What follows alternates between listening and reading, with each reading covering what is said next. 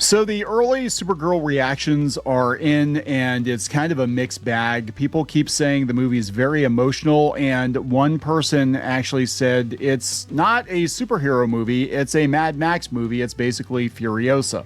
I thought the goal was to make people go to the movie. Like, this isn't selling anybody on this movie. You're talking, this is going to be a really tough summer. People want feel-good movies, and they're like, oh, the movie's heart-wrenching. And it's a lot like Furiosa, which was a huge flop. So I'm like, yeah, this one's screwed. I think this pooch is screwed. I don't know if the pooch gets screwed or not. The pooch better not die. They're saying it's heart-wrenching. Well, I said they need a catalyst to make her go nut, or go like, you know, what she does at the end, or they show in the trailer, I'm assuming is the end. So that's what I'm worried about. And I will not go see it if they kill. And I'm going to tell you right now, if you kill Crypto, a lot of people won't go see it. You know, the first Mad Max movie, does the dog die? I don't want to hear about it. I saw that one time without knowing. I don't want to talk about it. Yeah, I forgot all about that part. Anyway, let's talk about these early reactions. And here's the thing, too. The people that give the early reactions, just remember, and this is true of any movie, any whatever, they're social media influencers. A lot of times what happens is they bring them in for a screening. They're going to wine them and dine them, and they're hoping to get the best early word of mouth out there as possible. Well, this ain't it.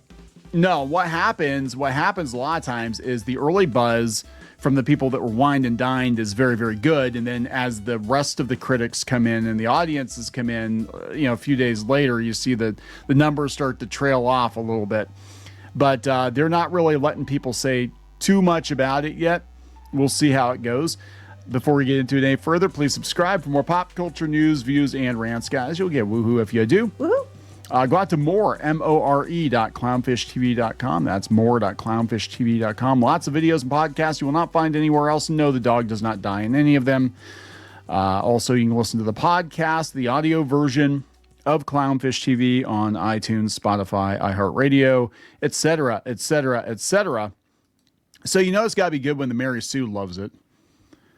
Yeah. Well, yes, and it was Rachel Leichman because, you know, Rachel Leichman loves everything that's so popular with everyone. Yeah. She's like, finally, a superhero movie for me where girls can be messy. I'm like, oh, God. So here's Rachel Leichman's take on the Mary Sue. Supergirl's everything I want it to be. So right away, we know it's probably going to suck. Girls can be messy, and that rules. Kara isn't her cousin, and I really love how this movie makes that clear. She's a different kind of hero and perfect in every way. Oh, boy. Who Let Us Out wrote, Supergirl starts off as a slow burn, but once it finds its footing, it soars. Millie Alcock is incredibly relatable, bringing heart, vulnerability, and strength to Kara's journey of embracing her imperfections and discovering the power within. Which better not be a result of the dog dying. The film balances emotional character growth with some truly epic action sequences. Lobo is an absolute scene stealer. He was born to play this role. Yeah, I figured he'd be good. I mean, actually, you look at Jason Momoa, you're like, that guy was born to play Lobo. Like, he looks the part. Now, this is interesting. This is Tessa Smith of Mama's Geeky, who usually likes everything. Oh my gosh, it's ridiculous. Everything's fantastic. But she said it was a mixed bag because she's a fan of the comic it was based on, and it apparently wasn't very faithful to that comic. They better not kill the dog. IO9 calls it incredibly emotional, which makes the action hit harder. Here are a whole bunch of reactions from the Hollywood Reporter, and I don't have a lot of hope here. I just want to know if the damn dog dies. That's all I want to know. Mike Ryan says, Supergirl is not at all what I was expecting. I, too, assumed it would be a superhero space movie with needle drops, and it would have a similar tone to Guardians of the Galaxy or even Superman. Instead, it looks and plays like a Mad Max movie with dirty words, gross villains, and a self-destructive hero. Just what you want from Supergirl. I'm just like, okay, the Furiosa movie did shit. Yeah. So why would you make the same movie again? But it's a Supergirl this time, which would be even worse. Because edgy. We have to be edgy. Gizmodo, Supergirl is highly enjoyable. It doesn't quite have the resonance of Superman, but it acts as a perfect companion and follow-up to that movie with better characters and more complex relationships.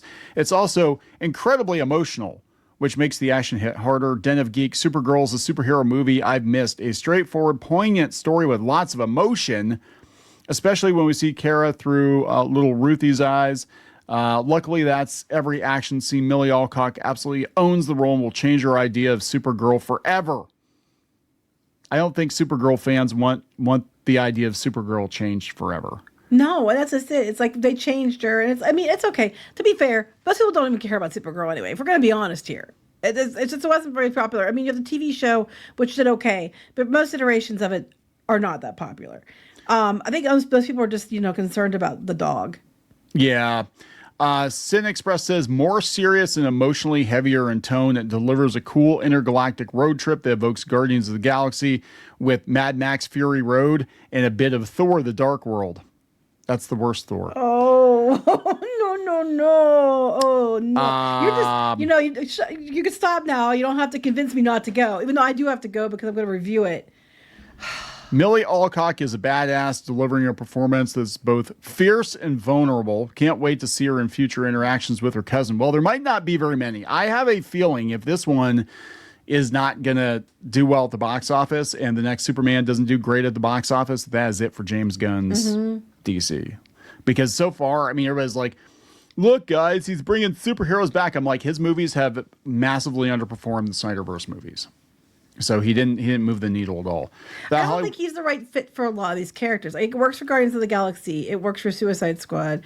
I just don't think it works for everything. And he keeps trying to make, you know what I'm saying? Yeah. Like I don't think he's the right fit for a lot of these properties. All right, here's yet another one. Australian Review. It's surprisingly dark with Mad Max vibes and John Wick style motivation. Well, because the dog got shot with the poison. Millie shines. Jason Momoa brings his trademark chaotic charm. This is like the third or fourth reference to Mad Max. Yeah. And I'm like, again, you can do Mad Max, just make a Mad Max movie. You don't take Supergirl and turn her into Furiosa. It's a weird decision.